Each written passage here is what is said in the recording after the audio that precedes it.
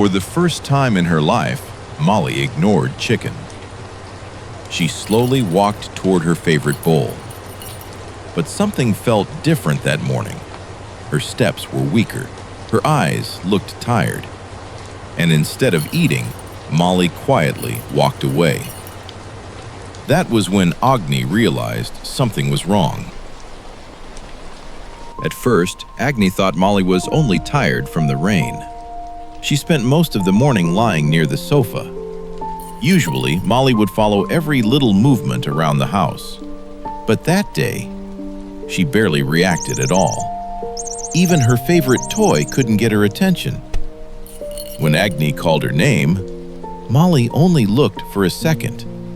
That wasn't like her. After a while, Molly quietly hid beneath the table. Cats often do that when they don't feel well. And little by little, the house started feeling unusually quiet. Agni tried making fresh chicken for Molly. Usually, the smell alone would make her come running. But that morning, the kitchen stayed quiet. Molly slowly walked toward her bowl. Her steps were slower than usual. She looked tired. For a moment, Agni thought Molly was finally going to eat. But after one small sniff, Molly quietly turned away. For the first time in her life, Molly refused chicken. That was when Agni realized this was more than just exhaustion. By evening, Molly still hadn't eaten. She barely moved from the same spot all day. So Agni decided not to wait any longer. Normally, Molly hated going inside her carrier. She would struggle the moment it appeared. But this time, she barely reacted. The house felt unusually quiet as they left for the clinic. The vet said Molly was weak and slightly dehydrated. Cats can become sick after staying cold and wet for too long. They gave Molly some medicine and told Agni to monitor her closely through the night. When they finally returned home, the house still didn't feel the same. But at least now, they finally knew what was wrong. The medicine looked simple enough, but getting Molly to swallow it was another story. Molly seemed to realize something was coming. She watched Agni very carefully from across the room. The first attempt failed almost immediately. Molly refused to open her mouth.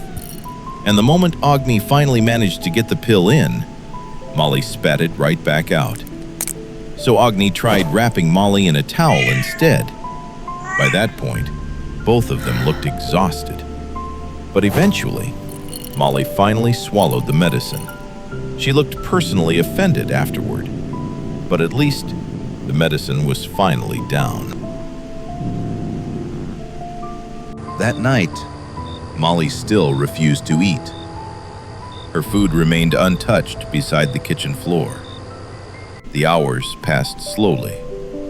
The house grew quieter and quieter. Agni checked on Molly again and again, but Molly still didn't look comfortable. She barely moved from the same spot, and every time Agni looked at her, she felt a little more worried. At some point, Agni fell asleep beside her. The house remained quiet through the night, and all they could do now was wait for morning. The next morning, something finally felt different. When Agni called Molly's name, she slowly lifted her head. Her eyes looked a little more awake now, and she quietly looked around the room again. A little later, Molly started grooming herself. It was a small thing, but Agni noticed it immediately. Cats usually stop grooming when they feel very sick, so seeing Molly clean herself again finally gave Agni a little hope. Not long after that, Molly slowly walked back toward her bowl, and this time, she took a small bite. It wasn't much, but it was enough. After a long and quiet night, it finally felt like Molly was getting better. Little by little, Molly finally started eating again, and seeing her finish a few bites already made the house feel lighter. Not long after that, Molly began following Agni around the house again. The quiet emptiness from yesterday slowly faded away. Molly still needed time to fully recover, but she was finally acting like herself again.